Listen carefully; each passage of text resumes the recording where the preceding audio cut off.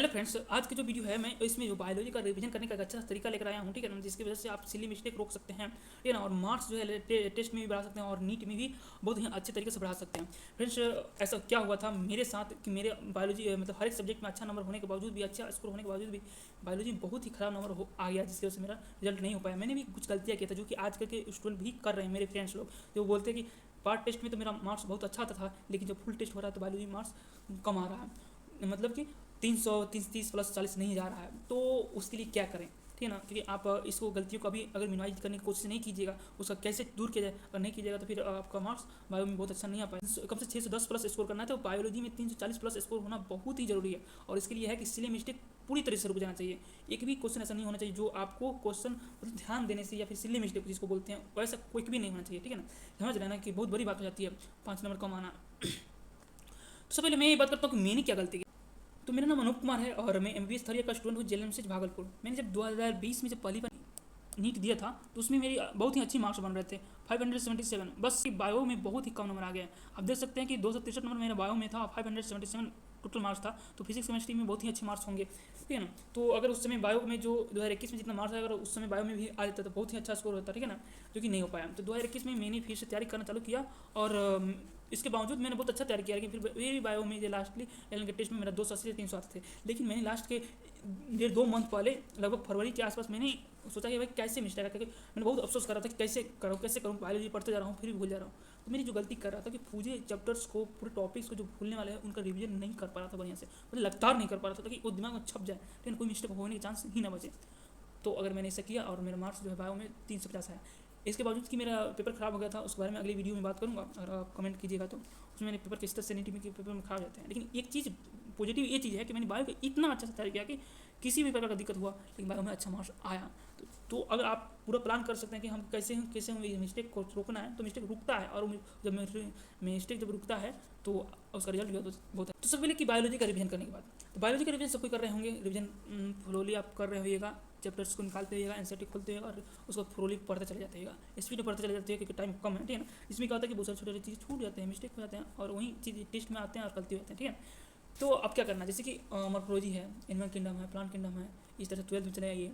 बहुत सारे चैप्टर्स है, जैसे इकोलॉजी है, ठीक है ना, हेल्थ एंड डिजीज़ है, रिप्रोडक्टिव हेल्थ है, माइक्रोब्स है, बायोटेक्नोलॉजी है। ऐसा चैप्टर जो है रटने वाला है, बार बार रिवीजन करने वाला है। रटने का मतलब नहीं, बार बार रिवीजन करने वाला है। तो भाई अब उस टाइम कहाँ है कि बार बार रिवीजन कीजिएगा, जल्दीबाजी में आप कीजिएगा कुछ छूट जाएगा, ठीक है ना। तो क्या करना है, तो जो चीज़ें ज़्यादा रिवीजन करने वाला है उसको हम लोग रिकॉल रिवीजन के तौर पर कर सकते हैं। रिकॉल रिवीजन मैं करता था पर डे, सोने से पहले 2 घंटे मैंने उस सारे चैप्टर्स का रिवीजन करता था। इस तरह से नहीं कि एनसीईआरटी खोल दिया पढ़ना चालू कर दिया। मैंने सोचा कि मैंने क्या क्या पढ़ा है इसमें, बुक अपने सामने रखा हुआ है, मैं देख रहा हूँ। जैसे मान लीजिए कि मॉर्फोलॉजी ही है, मैं देखूंगा कि हाँ इसका एग्जांपल क्या हुआ।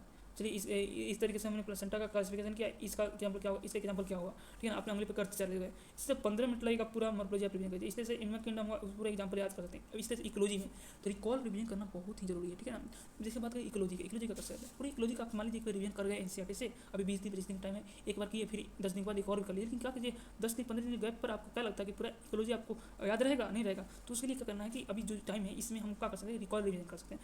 पूरा इकोलॉजी को आप बुक निकाल लिए, रख दिए सामने और चैप्टर निकाल लिए कि हाँ पूरी इकोलॉजी में डाटा जितना है, ईयर्स कितना है, चलिए एक बाई एक याद करते चले जाते हैं, क्योंकि आपको इस तरह से दिमाग को छपना चाहिए, ठीक है ना। हाँ चलिए इस चैप्टर में इस डेट दिया हुआ, ये डाटा दिया हुआ, इसको क्या करते हैं, ये फ्लो चार्ट दिया हुआ, इस फ्लो चार्ट में क्या क्या चीज़ है, ठीक है, एक बार रिवीजन कर लिए, ठीक है ना। साइंटिस्ट का नाम था, हाँ ये चीज़ ये थे, इसका मतलब ये था, हाँ इसका ये यहाँ पे एक एग्जाम्पल है, ठीक है। इस तरह करते चले गए।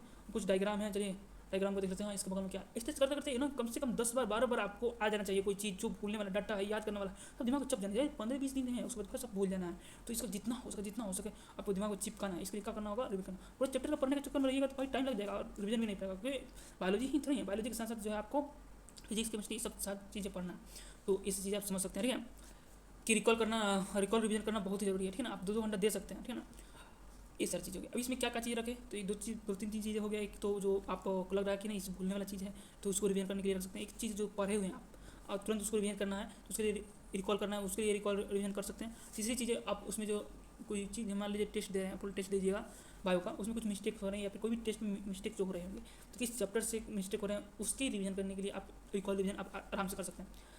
अब जो एक तो रिवीजन हो गया, एक रिकॉल रिवीजन हो गया। तीसरा चीज़ है कि आपको फुल टेस्ट देना बायो का बहुत ही इंपॉर्टेंट है।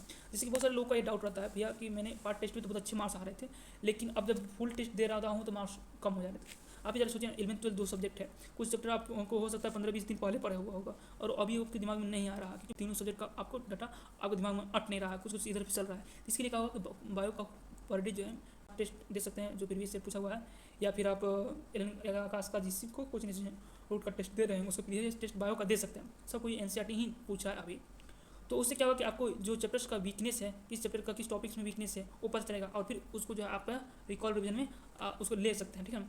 इस तरह से क्या होगा कि पूरे बायोलॉजी में जो चीज़ें आपसे गलती होने वाली चीज़ है, जो आपको बार बार रिवीजन करने की ज़रूरत है, जो आप पढ़े हैं वो सारी चीज़ें बार बार रिवीजन हो जाएंगी, ठीक है ना। ये चीज़ें आप प्लानिंग अपने जो प्लान बनाए हुई है, स्ट्रेटजी बनाई हुई है, उसमें आप ऐड कर सकते हैं, बहुत ही फायदा देगा। और आपको अगर बायोलॉजी में भी कम मार्क्स आ रहा है तो इस तरह से क्या होगा कि आपको 15 जो 20 दिन 25 दिन के बाद जो एग्जाम होने वाला है उसके अंदर में 10 से 15 बार आपका रिवीजन हो जाएगा। वो चीज़ जो चीज़ आप भूल सकते हैं या फिर भूलने वाला है या फिर आपसे जो गलती होता है, ठीक है। तो इस चीज़ फोकस कीजिएगा कि इस तरीके से रिवीजन करना, ताकि पूरा चैप्टर्स पढ़ने के बजाय वो चैप्टर्स में जो चीज़ें जो गलती होने वाली है वो रिवीजन हो पाए। अब दूसरी चीज़ ये है कि चलिए रिवीजन तो ठीक है चलता है आप, लेकिन ये भी ध्यान रखना कि कौन सा चैप्टर का कितना वेटेज है, टॉपिक का कितना वेटेज है, और उसका रिवीजन करना, ठीक है ना। Weightage of topics for more revision, ठीक है ना। मोर रिवीजन करने के लिए अब पूरा बायोलॉजी में हर एक चैप्टर को मान लीजिए 1 से 2 बार पढ़ लिए, लेकिन कुछ ऐसे टॉपिक तो होते हैं ना कि जिसको बार बार रिवीजन करने की जरूरत पड़ती है, ठीक है ना। तो उसको हो सकता है अब उसमें मान लीजिए कभी आपको 25 दिन बाद आपका नीट का एग्जाम है, तो आपको अभी सोच रहे हो कि चलिए बायोलॉजी का बहुत अच्छा से फिर से एक बार करते हैं, तो आप उसमें देखिएगा ना कि सबसे पहले आप देखिएगा ना कि कोई ऐसा चैप्टर तो नहीं है, जो टॉपिक तो नहीं है जो हमने नहीं पढ़ा है, लेकिन उसका अभी जो टाइम है तो आप कर लेते हैं। तो अभी जो उस टॉपिक को कर लीजिएगा जो टॉपिक आपको छूटा हुआ है, या फिर वो मतलब आपको थोड़ा सा आपको उसमें वीकनेस लग रहा है, तो आप उसको कर लीजिए। उसके बाद देख रहे हैं कि कौन सा टॉपिक्स है जिससे ज़्यादा बार क्वेश्चन पूछे जाते हैं। जैसे जेनेटिक्स है उससे अच्छा क्वेश्चन पूछा जाता है, तो आपको ध्यान रखना चाहिए जेनेटिक्स का कम से कम एक बार रिवीजन हो जाना चाहिए, और दूसरा बार रिवीजन हो तो और उसको रिकॉल रिवीजन भी हल्का फुल्का कई बार कर ले, ठीक है ना। तो ये आपका रहना चाहिए। अब इसी तरह से है आपको बायोटेक्नोलॉजी पूरे जेनेटिक्स से लिया कम से कम 25 के आसपास क्वेश्चन, 20 से 25 के आसपास क्वेश्चन पूछे जाते हैं। तो इस तरीके से आप इन चैप्टर्स का देख सकते हैं। इस तरह से ह्यूमन फिजियोलॉजी है, ह्यूमन फिजियोलॉजी का मान लीजिए 1-2 बार रिवीजन कर लिए, तो रिकॉल रिवीजन में कम से कम पूरे ह्यूमन फिजियोलॉजी का कम से कम 10 बार रिवीजन हो जाना चाहिए। और रिकॉल रिवीजन में आप क्या कीजिएगा, जहाँ जहाँ पे याद करने वाली चीज़ है, समझने वाली चीज़ है, मतलब आप उंगली पर करते चले, हाँ इस चैप्टर में ये चीज़ है, यहाँ पे था, जैसे कार्बन डाइऑक्साइड का ट्रांसपोर्ट किस तरह से होता था, कितना % है, किसके थ्रू होता था, इस तरीके से आप रिवीजन करते चले जाएगा। रेगुलेशन क्या है, रेस्पिरेशन का रेगुलेशन क्या है, कैसे है, ये सब चीज़ देख सकते हैं। जल्दी जल्दी रिवीजन होता चला जाएगा, ठीक है। और मान लीजिए कहीं गलती हो रहा है फिर उसको भी रिवीजन कीजिएगा। तो इस तरह से रिकॉल रिवीजन में आप कर सकते हैं। तीसरा चीज़ है कि टॉपिक कुछ मोर रिक्वायर लास्ट टाइम में जो है ना कोई ऐसा टॉपिक हो सकता है जिसको बार बार रिवीजन करने की जरूरत है। जैसे कि रटने वाला चैप्टर हो गया, एनिमल किंगडम हो गया, प्लांट किंगडम हो गया, मॉर्फोलॉजी हो गया। एनिमल किंगडम प्लांट किंगडम थोड़ा टफ लगते हैं, लेकिन अगर आप याद किए हैं लास्ट टाइम में आपको उसको कई बार रिवीजन करने की जरूरत पड़ जाएगी। अगर नहीं कीजिएगा तो फिर भूल जाइएगा और वहाँ पर गलती कर जाएगा। इस तरह से मॉर्फोलॉजी भी है। इस तरह से आप 12th में आ सकते हैं। माइक्रोब्स है, हेल्थ एंड डिजीज है, और इस तरह से जो है रिप्रोडक्टिव हेल्थ है, इकोलॉजी का भी कुछ डाटा है, तो उसको आप बार बार रिवीजन कर सकते हैं। इसलिए मैंने हर जगह बोला कि टॉपिक्स चैप्टर के साथ साथ टॉपिक्स हैं। अब जैसे इवोल्यूशन में अगर आपको याद है तो आप उसको रिवीजन करना जरूरी है। तो पूरा इकोलॉजी पढ़िएगा तो बहुत ही हो जाएगा। तो उसमें आप इंपॉर्टेंट टॉपिक को देख कर सकते हैं, और फिर जो आपको याद भूल रहे हैं उसको देख सकते हैं।